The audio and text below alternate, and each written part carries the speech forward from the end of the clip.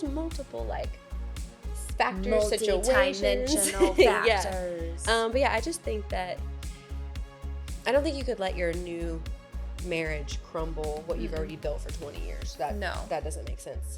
But keep reiterating and encouraging your spouse that everything's going to be A-okay. Yeah, if that's the truth. If not, baby, you got some splaining to know. I'm not promoting lying out here. You know what I'm saying? I ain't trying to make people lie. That's facts. Don't be lying to people. That's a very much that point. All right, let's just run through out loud. Okay. All right. Welcome to The Village, the heartwarming and insightful podcast where two incredible moms come together to share their journey of navigating life, love, and the intricate art of blending families. Join us as we dive into the joys, challenges, and unique experiences that arise when two families become one. Hosted by Kayla.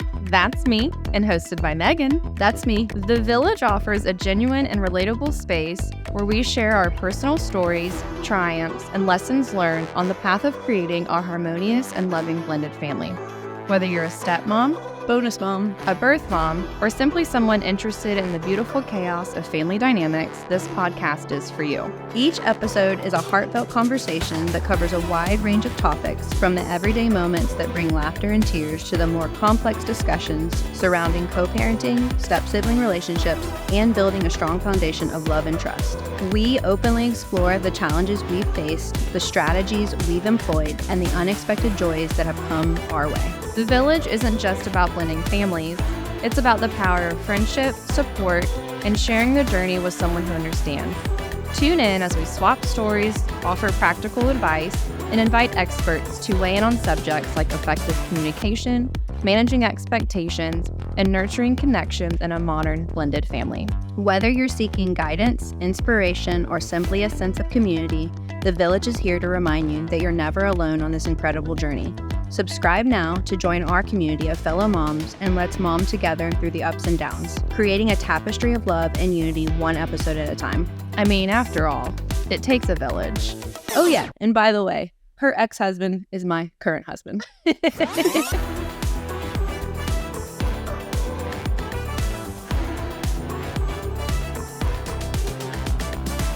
Hey guys, it's Kayla And Megan. and this is our first episode of 2024. 2024. How many times have you wrote 2023? Honestly, I've been doing pretty good. I have too. I'm pretty proud of ourselves. Yeah, I haven't done 23 yet. I have seen other people like sign their leases. Yeah. And put 23. That's You gotta scribble it out. unfortunate, yeah. That's fair. So, new episode, new year, Yeah. new New sponsor. This episode is brought to you by our very first sponsor, Brooke Roden Realtor with Remy Realty. She always puts integrity before her commissions, and you can find her on Instagram and Facebook At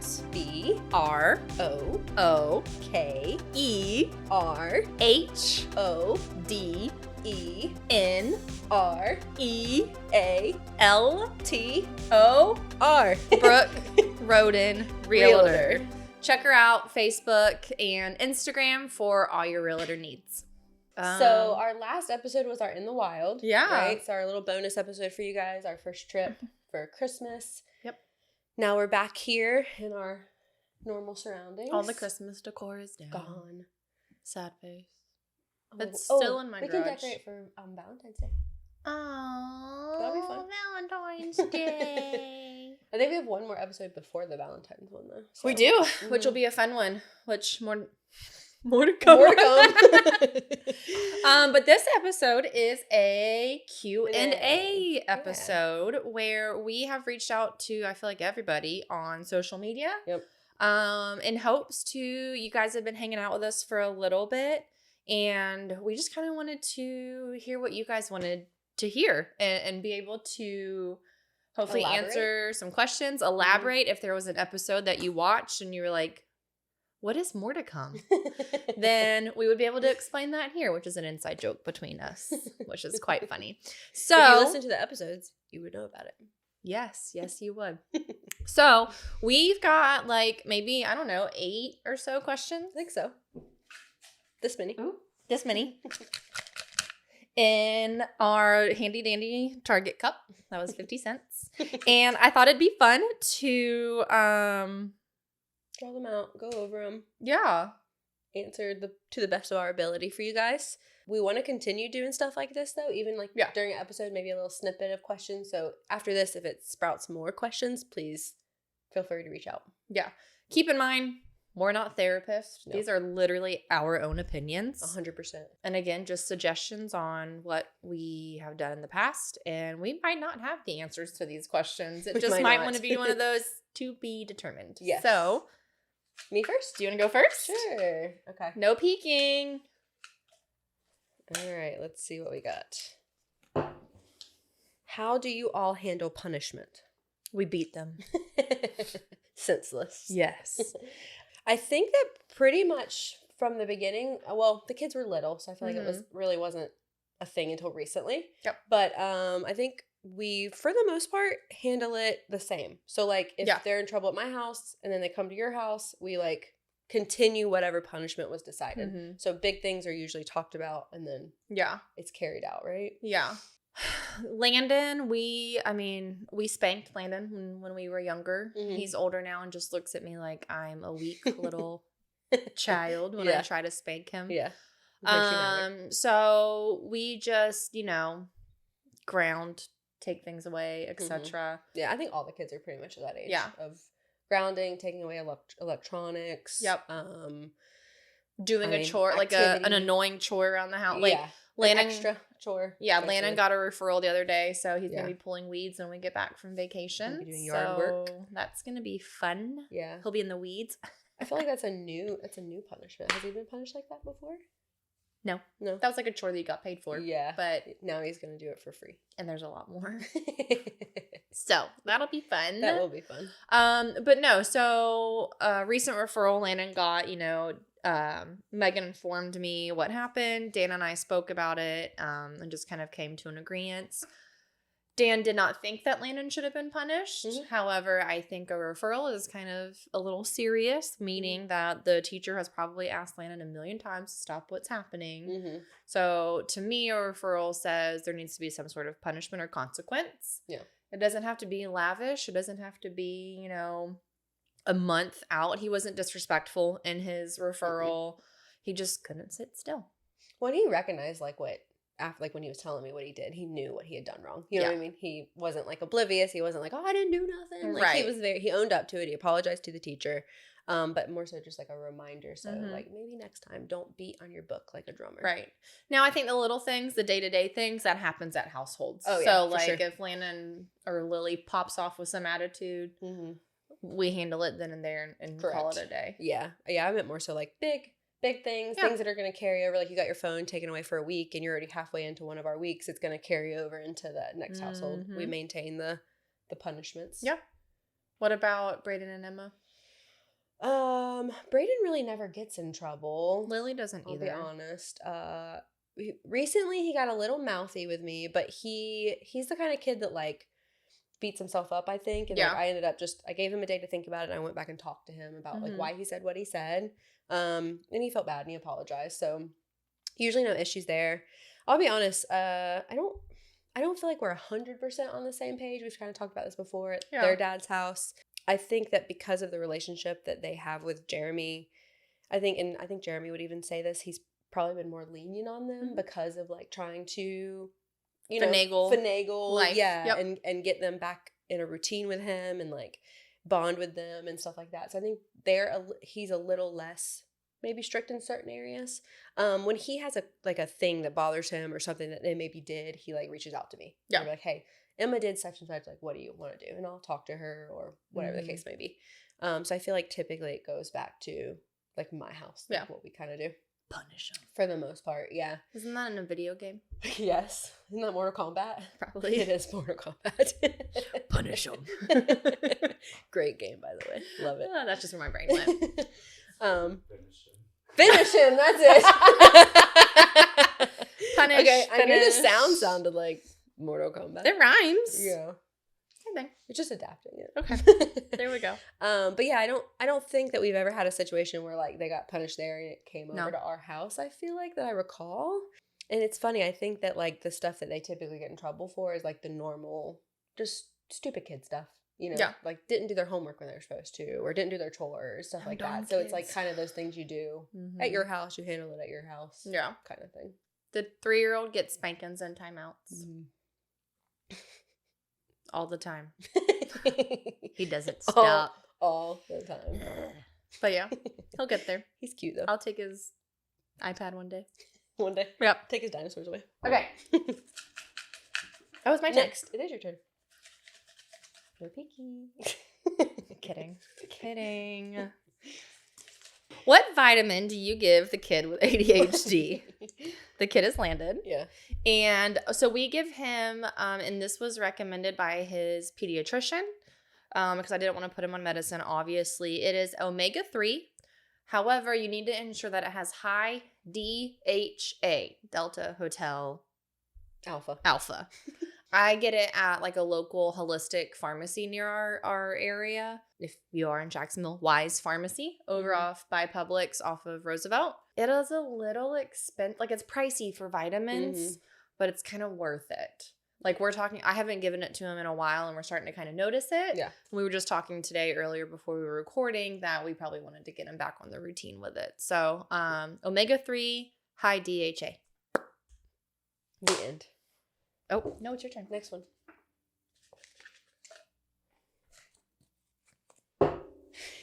Uh-oh. How do you compensate for when one family goes on a trip and you can't afford to go on? I think you're talking while you're writing this. And probably. How do you compensation for one family? That's why I laughed. Compensation. I realized I'm like, I have to explain it now because it's going to look like I'm laughing at nothing. But that's why. Okay, so this is a good one. I think this has come up periodically throughout the time that you've been with Steven and I've been with Dan. Yep. It can be big things and it can be little things. It can be, 2 of the kids get to go to a football game and the other 2 kids don't get to. Or you guys are leaving to go on a trip tomorrow with Landon and Lily and Braden and Emma aren't going. So I guess from your point of view, how do you feel like that? Do you feel like you have to compensate? Do you take that into account? No, not necessarily. Not necessarily. We try to kind of plan our trips out for the year just so we know where to save and how to, make up for what we can and can't. I feel like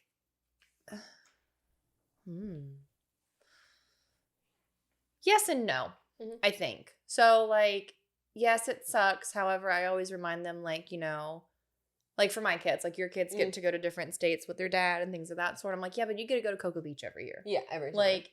So it's not ebbs and flows. Yeah. Some families don't even get to travel ever. When I was a kid, I never got to travel. So you have to take it with a grain of salt and be blessed that you're even able to travel anywhere. Yeah. When there are times where, let's say, Landon gets to go to a sleepover or something, I always try to take that time to do something with Lily. Whether it's go get some ice cream, stay in her room and play with her baby dolls or makeup and let her ruin my face with makeup. Just try to have that one-on-one time because it's so far few in between. Yeah. What about you? Same. So I try to remind them. I feel like things come out in the wash. It all evens out at the end, I think. Maybe not exactly, but I also try to remind them things aren't always fair. Life's not fair. Life's not fair. Yeah. But no, I feel like I struggled with this a lot in the beginning. And it was back when the kids were younger and Terry did a lot of stuff with Landon, say. And she would take Landon to do stuff. And then I think, that was kind of hard and there had to be an adjustment there. And then now that the kids are getting older and you guys do stuff with them. So same thing. I try to tell them, your dad takes you guys to Maine every summer and sometimes spring break and you do this and that and Landon and Lily don't go. Yeah. And then Landon and Lily get to go to Cocoa Beach. So it kind of evens out. But I mean, same thing, we do stuff. It's honestly, it's kind of, I feel like it's so complicated because when me and Dan do stuff, all 4 kids go. When you and Steven go, your 2 kids go. Well, that was only because, never mind. Go ahead. No. And then when Jeremy and them do it, it's Braden and Emma. So then there's all these different dynamics and different people are doing different things. I try not to let it bother me, if I'm being honest. It's one of those things I think I overthink and I'm like, oh no, Braden and Emma are going to feel left out or, this or that. I think they overall understand though that it's not always going to be a group setting. It's going to be, and I think too, I'm thinking Braden and Emma are getting older. So are well, obviously Lana and Lily would go on trips with y'all. But like if we're going somewhere and we have the room for Brayden and Emma and y'all pay for, I mean, we'll spot them for a little bit, but y'all, you know, I wouldn't mind them coming. You know, I just think that we just haven't had that opportunity yet. I was gonna say, I think it's situational. Yeah. I think it's situational. Well, and like literally like 2 days ago, Landon and Brayden were talking about y'all's trip, this one, and Brayden's like, they're gonna go and they have a lake and I want to go ice skating. I want to go with them. And I said, well, you can't now because it's happening in like 48 hours. Yeah. I said, but maybe next time if they go, you can go and we'll talk to Kayla and Steven about it. So I think that they like, I don't think there's any like feelings of being left out. I think it's just more so like, it's weird that your siblings are doing stuff and you're not. Yeah. You know what I mean? You're not also doing the same things. Yeah. But I honestly think they all handle it like really well. There's never been like tears or super upset. It's just kind of like, well, keep in mind, Brayden and Emma, we're going to a place that is negative 11 degrees. So keep that in mind when you're enjoying your sunny and 75. Fair. I'm cold right now though. It is a little chilly. It's chilly. Oh, my bad. We should have made coffee again. I'm out of coffee. Gosh, what am I going to do tomorrow? I'm working from home tomorrow with no coffee. No, you better go to the store in the morning. Yep. I'm going to make a Dunkin' run. This one's little. Or Smileys. How did I get so blessed as to have 2 great daughter-in-laws? I wonder who this one's from. We're keeping it anonymous. Screw you, Molly. Oh, sad face. For a whole week. Facts. Dang. Because we're just awesome. We're just awesome. Yeah, I don't know. Just kind of. G's pretty awesome too, though. Yeah. We like him. Yeah. He makes really good barber cups. He does. And he used to feed Landon candy all the time when he was little. Now he feeds Lily candy all the time. Great. That's where she gets it from. She's a little crackhead for candy. Wow. Clean's fault. It is. Okay. I don't know if we have a great answer to that. Yeah, we're just. Thanks, G. We love you. We're badasses. That's all. All right. It's a long one. What is the definition of all times of night? That's in quotations. When it comes to sending a text to an ex-spouse or partner. All time. Say it again. So, what is the definition of all times of night? Okay. When it comes to sending a text to an ex-spouse or partner. So, I'm thinking like, at what time of night is it inappropriate for, say, Dan to text you at night with a question or just maybe a thought or what have you. Whatever. Like from Steven's point of view. Would That's what I literally was just thinking that. Like for me, it wouldn't bother me only because I know Dan is a night owl. Mm-hmm. We're all at work during the day. So if like something sparked his I don't know, memory thought or whatever. Process, thought process. And I was like, haha, Kayla would think this is funny. Yeah. Okay, you can send it. I'm not going to get it till 6:30 a.m. That's what I was going to say. So you can send it. But I think as far as respect goes, I think it's hard to put a set time on it. It is, especially if you have kids. Yeah. Because God forbid, like what if someone's having an asthma attack? True. That's my immediate thought is like, Lily's expander falls out in the middle of the night. Or, you know. I'm going to call and be like, Kayla. Crisis. Call the dentist right now. No, but I think that it is. Probably situational, right? It is situational. I feel like if it's kid related or even if it's kid related adjacent, like, you know, school or I don't know, something like that. I don't think there's a time limit on that. Because like you said, like I know that if I text you pretty much past 10, you're probably asleep. Facts. So you'll get it the next morning. Yep. So it's not like you're waiting up to see this text. Right. Well, I guess it's different me texting you. I think they're saying more so like Dan texting you. I think it is a respect factor because and for both parties. So for like Steven and Dan, we'll just use those as scenario. Mm-hmm. Steven knows I'm not like sexting Dan in the middle of the night or like whatever that case may be. Yeah. If Dan was to text me at 10:30 at night and we're watching a show and Steven's like, who's that? I'd be like, oh, it's Dan, you know. No big deal. And he was talking about the one time, I don't know, where we were frolicking in the meadow. I don't know, whatever the case may be. Like, that to me is the responsibility of the current spouse of the Steven in this situation to not take it to so hard. We're not I feel like sitting there's here a bigger doing- problem if that's an issue. Like They're not doing anything inappropriate. Yeah. You know, they're literally just having a conversation. They're going to converse, whether it's via text, in person when they drop off the kid, about the kid. There are things, you've been together with somebody for so long, for so many years. There are things that's going to come up. Well, and I think if things were like different, like say I didn't exist and it was just Dan and then you and Steven were together. Sure. I feel like things could be different in that factor too, because it's like maybe there's like different factors at play. It could make Steven feel a different way, or another man. I'm just using Steven as an example. Yeah, same. You know, it could be like, I mean, that could have waited till tomorrow morning. You didn't need to send it right now. So I think there's just too many factors to say at a time. There is, and I think that you should be open to all times, just again, just in case for the kids. But if it's a random text, and you're like, oh my gosh, what did Dan need to do about? Oh, that is a funny meme. Yeah. Whatever. The end of conversation. Like, it's not like we're sitting here doing anything inappropriate, anything disrespectful. It's a conversation. Well, and I think like I said, I think it's going to come down to like something else might be wrong if you're feeling insecure about that. That's a you problem. That's a you problem. Yeah. So there's that. That's our opinion. Yep. I like it. I'm good with it. Okay. My turn? I think so. ASMR. It's probably so loud in the mic. So loud. It's probably not as bad as our slurping that day, though. That was great, though. Another long one. It is a long one. Do you think making someone your wife for 1 year trumps making a human being with someone with whom you've had co-parented with for over 20 years with no drama? So, like, does a spouse trump a baby daddy co-parent? Yeah.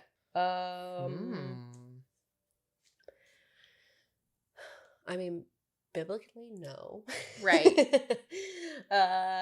I think it kind of goes back to like the respect thing, right? Yep. Like there has to be a mutual understanding between you as the baby parent daddy and then the new spouse. Yeah, no, I think it's a respect thing. So obviously the wife or the whoever that case may be needs to be respecting their husband. Correct. However, the husband needs to know going in this. Yeah, we have a co-parenting relationship. We have a co-parent, and this might fall on the wife, I think. It could. What I feel from here. To like reset expectations. Like, listen, I love you. I want to marry you. I want to be with you forever.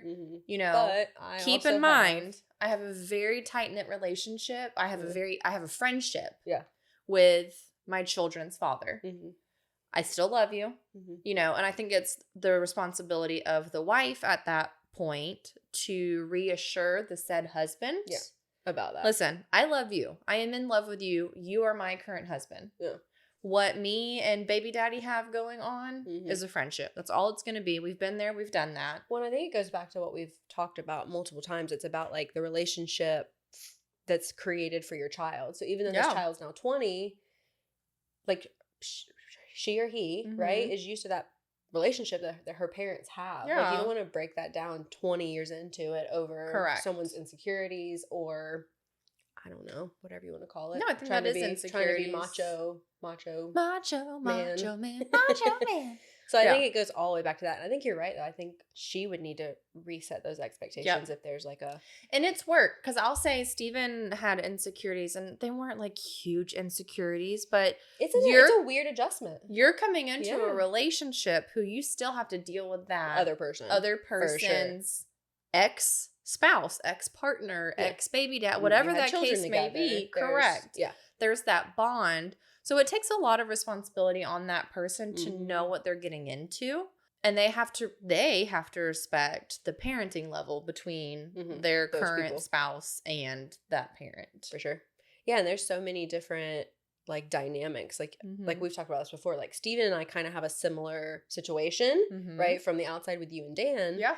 But then I have a little bit of a different situation because I was married, divorced, have my own kids. Yep. Steven had never been married before. Right. So there's multiple like factors, multi-dimensional factors. But yeah, I just think that I don't think you could let your new marriage crumble what you've already built for 20 years. That doesn't make sense. But keep reiterating and encouraging your spouse that everything's going to be A-okay. Yeah, if that's the truth. If not, baby, you got some splaining to do. I'm not promoting lying out here. You know what I'm saying? I ain't trying to make people lie. That's facts. Don't be lying to people. I'm not here but for yeah. it. I think respect your husband. Mhm. Everyone needs to respect everybody in that aspect. And if you have some insecurities that you have, you need to deal with that yourself. Mm-hmm. And I think you need to deal with it with your spouse. Well, and I think it's really mature. It's like takes a certain level of maturity to deal with those insecurities. Mm-hmm. And then you put those insecurities on other people. Mm-hmm. Like I've caught myself doing that like back before we became friends. Yeah. Like you feel a certain type of way about the relationship you and Dan used to have, and I was putting that on him or putting that on you, and that's not fair. That's you. I don't know how to word it. Like you guys aren't responsible for how I feel in that moment. Y'all can both be sympathetic, sure, but only you can unwind yourself. Yeah, like if you've already got yourself to a place, nobody's gonna fix that but yourself. Facts. I like next. That. Cool. My turn. Mm-hmm. Maybe it'll be a long one again. That was 2 back-to-back long ones. Maybe not. Oh, that was like a long one. Medium. Okay. If the male in the relationship is sensitive or paranoid, will that make for a productive co-parenting environment? So I guess this could be like, there could be multiple scenarios, right? So this could be like Dan or Steven or like we were just you or I. Or you or I. Yeah. If someone's sensitive or paranoid, will it make for a productive co-parenting environment? I'm going to bluntly say no. Yeah, I'm going to say no. Because I think that, like we were just talking about, you can't, emotions make people act irrationally, and you can't, like me and you could never have formed a friendship if we were constantly insecure.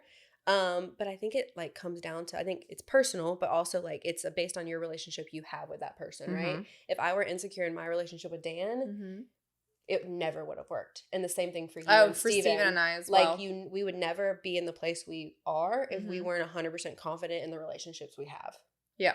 Well, and I applaud you and Steven for coming into that dynamic with insecurities. I mean, Steven, granted, he wasn't married before, but he had insecurities from other relationships. For sure. I think everybody has them. It doesn't matter. And coming into this village takes a lot to kind of hone back your insecurities. So, one, I think being insecure or paranoid is not going to benefit you in any way. No. However, two, back to the previous question, it's a lot of responsibility on me, Dan, to ensure that you all and to like build trust, reassure that everything's going to be okay, and help you overcome those insecurities and that paranoia. For sure. Like if at any time Steven needs to look through my phone of what Dan and I are talking about, here you go. By all means. Yeah. Like, but I think that those things are built like, from my perspective, I'm sure you feel like this, like there's no reason, I don't feel that way. I'm never like, let me check your phone, because there's no not trust there. Even with all the insecurities. Exactly. Yeah. And I'm able to reason and being like, listen, that's your crazy brain. Right. Turn that one off. Turn that one off. Yeah. That one's crazy. We don't listen to her. Right. So you have to like be able to rationalize with yourself in those moments. But no, I honestly think bluntly, it won't work. And I've told Dan this before, like we're really lucky in the situation we're in. If one of us threw things off, it wouldn't work. Right. We couldn't be friends. We couldn't hang out. We couldn't be on the level we're on. If one factor, it would crumble it. Yeah, 100%. And I think we both said 100%. You hang out too much when you vote. Right. I've heard conversations before, and it just kind of makes me smile. Like, I know you and I help each other. We're friends, so we're going to help each other, encourage each other. Yeah. But I've also heard, like, Dan and Steven have the conversations of, like, a little bit of their insecurities and hearing each other build each other up. Yeah. I'm like, look at our men. Nice. Look at them go. Yeah. So I think it's a two-parter. I think the answer bluntly is no. However, if you do have somebody who's insecure or paranoid, help encourage them and do whatever it's going to be hard. It's going to be a struggle. And I think you need to figure out where that's coming from too. Yeah. Like where it's stemming from. Yeah. Is it stemming from something you've been through in your past? And I think you feel like this. We've talked about this before. My past relationship caused me to be not trusting. Yeah. Right? So I immediately think the worst of every situation in the beginning. So like, my brain's going to create scenarios that don't even exist. Right. Turn that part of your brain off. Turn that part off too. Yeah. Crazy brain. Crazy brain. So like you have to make sure that you're being rational first of all, but where is it stemming from? Is it stemming from this current relationship I'm in, or am I pulling from feelings I had in the past? And you can't you can't punish someone based on what happened in the past. No, and even if you do pull things from the past, communicate that like with your partner and be like, listen, like this really triggered something in me. Like it's not your fault and I might have taken out of you, but this is how I feel and I just need insert assistance. For sure. Yeah. But I think the biggest thing is like it takes all of us. Like it takes two to tango. It takes a village. Or 4, 5, or 6. A lot of us. A lot. Okay. Next. Oh, second to last one. Uh-oh. How difficult, if at all, was it for the kids to adjust to co-parenting? That's a question for the kids, I feel like.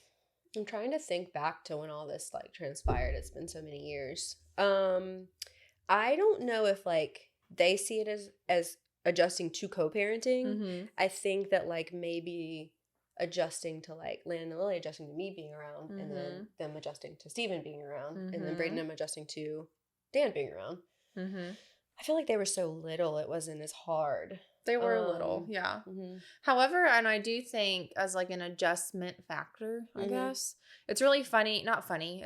Funny was the absolute wrong word, but it's very enlightening to hear the kids talk about like Lana and I and Lily and I have had conversations of just like how blessed we truly are, where they have kids like you know in school who haven't been able to see their mom in like years for whatever reason, you know, and they're like, I couldn't imagine not seeing you or Megan for years. And I'm like, yeah, you're stuck with us forever.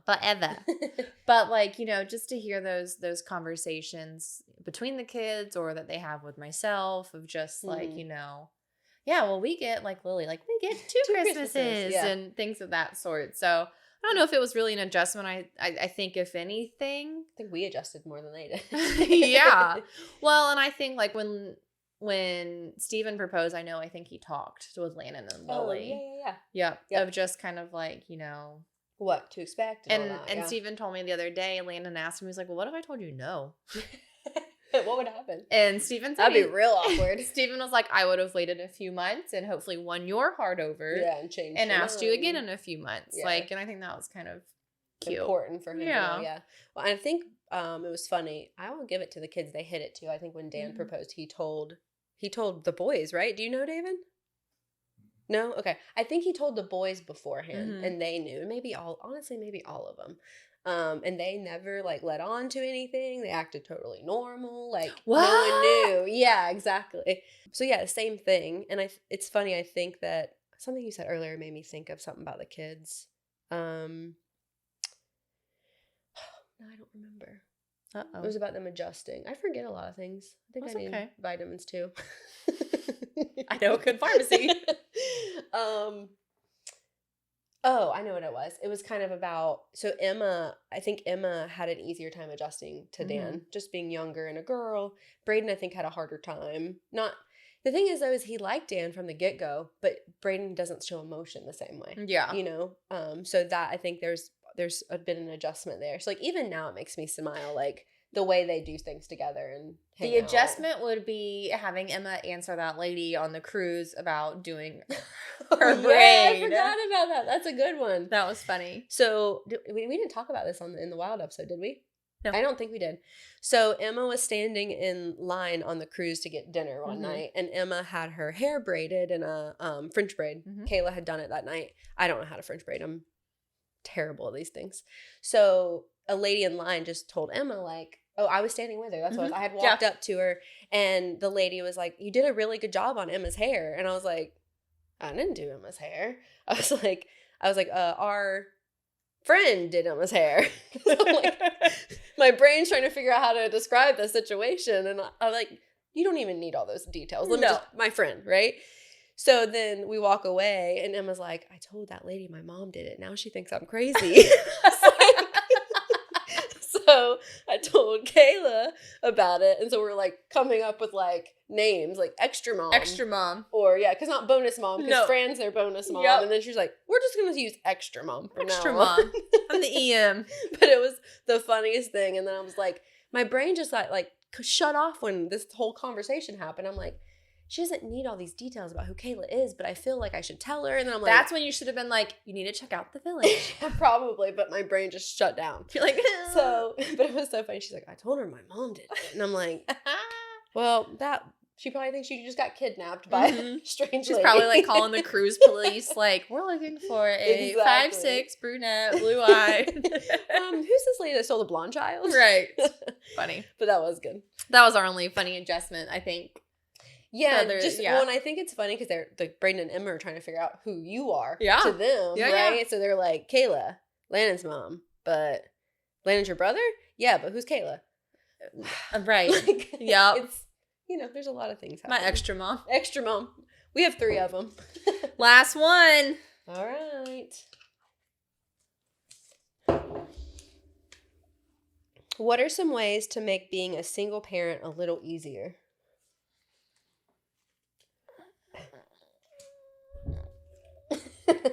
I'm going to let you answer that one. You were a single parent for longer than I was. Honestly, if it weren't for my family being around, I don't know how I would have done it. At the time, I got lucky and I moved back to Florida, like we've talked about. My mom and my grandma worked from home at the time. They owned like a little Etsy shop. And so my mom pretty much was the kid person for a long time. She picked up the kids from school. She took them to school. She, did all of that stuff because I was working at the time. Like a normal 9 to 5. So if the kids are out of school, I couldn't get them. Right. So she did a lot of the like picking up and dropping off. If I'm being completely honest, women who, and even men who have to raise their kids on their own monetarily, I don't know how you do it, because if I would have had to pay for daycare at that time in my life, I would have been homeless. Yeah. Like there's no possible way. And then even like Brayden being in kindergarten at the time, Emma was in preschool, but only for half the day. And so I would have had to pay for the other half. Still wasn't feasible at that time in my life. Right. I hadn't worked for years because Brayden and I stayed home with them. So I hope you guys have family is what I'm going to say. And I think now, like listening to you talk, I think the way to like, even if you don't have family or if you do have family, well, they already did. They had the kid. Well, I mean, with friends, you know? Yes. No, I was going to say like, cherish the time that you two, I say you two, but it could be you 3, it could be you 8. Yeah. I don't know how many kids you have, life goes by a little too fast.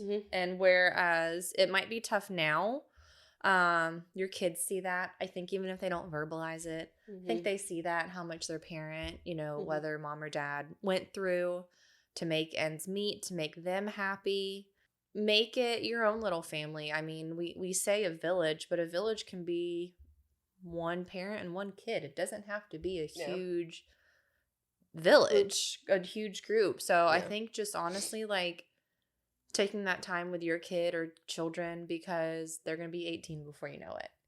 And whereas maybe you might have struggled and it's a hard task to do. It's the hardest job I have ever done, and I have a whole village. Yeah, it's still not easy. It's not parenting itself isn't easy, whether you have a spouse or not. So I just think cherish those moments with your child. Make memories that'll last a lifetime. And, just kind of take everything day by day. It doesn't have to be big. It doesn't have to be flamboyant. As long as your kid knows that he or she is loved, that's all that really matters. Well, and I think it's important too, like when you had the kids by yourself and I had the kids by myself, like things weren't as lavish. Like we couldn't go on vacations, really. Like there was a time when I had just started working and I couldn't do anything really with them except for maybe like go to Dairy Queen for ice cream. We couldn't even do that at my house. It was what can we do in the backyard? Exactly. So I think it's okay to like have those times. It doesn't, you don't need like the monetary things to be happy. No. So I think that's important. And then just leaning on whoever you do have, whether it be friends or family or coworkers even. Yeah. Like, people create their own families. They don't have to be blood related. Yeah. So I don't know if I have great advice when it comes to that. I think that there's something about parents that when you have a responsibility to your child, you make it work. You figure it out, right? Like we never thought we would get through the things we got through, but we did. Yeah. We made it work. I mean, I remember once I got into my industry I'm in now, and I started making commission, I finally had like enough money I put together, and I took the kids to Disney for the first time, and it was like, and it still to this day like means more than a lot of the other things I did because I like scrounged for that. Yeah. You know what I mean? Oh yeah. Like, so, you know, like you said, make memories and well, and I think kick ass, basically. My best memories, and one of the episodes you talked about the simplicity of those memories when you were home alone. Like, I remember just like playing, you know, superheroes with Landon. Like, granted, it was free. We had the superheroes. Yeah. You know, but like putting that time away and just dedicating time to your children when you have them, if they have to go to the other parent or what have you. Sidewalk chalk. Going on a walk, going and ride your bike, going and doing skateboard, whatever, you know, you and your kid kind of have in common, even if you don't have anything in common. Landon and I hardly have anything in common at this point. I'm trying to learn football and sports, and it's very difficult. It's very difficult. But, and you know, just trying to find that time with your child, I think is most important. So that would be my advice to all those hardcore, badass single parents out there. And I would say, like, if you guys don't have a village, like, feel free to reach out to us. I don't know. We can at least give you words of encouragement, maybe tips, or just be a listening ear, because I know it's really hard. Yeah, for sure. We got a bunch of kids. We can have like play cousins, and you know, they can just. You need a babysitter. We got you. That's right. We do love little babies. We do love little babies, especially when they're little. And we can give them back to their parents. 100%. So that's the village. Yeah, that's the episode today. We're all out of questions. Empty. All gone. You know, all of our followers, and we have 8 questions. Just an FYI. For our next Q&A, get them submitted. We've got some fun things in store. I'm going out of town tomorrow, so we are going to try to record the next episode when we get back. We're back to our every 2 weeks again, by the way, guys. I know for a while there we were struggling. And we're on Apple Podcasts. Oh, yeah, we're on Apple Podcasts now. Yeah. We'll have to put the link on our Instagram. I don't think we added it yet. We'll do that. My bad. So yeah, YouTube, Spotify, Apple Podcast, Facebook, Insta, TikTok. Did we miss any of the platforms? We're everywhere. We are everywhere. Share us. Yes. Get us to 500 followers. Please. That'd be cool. Challenge. So that's all I have.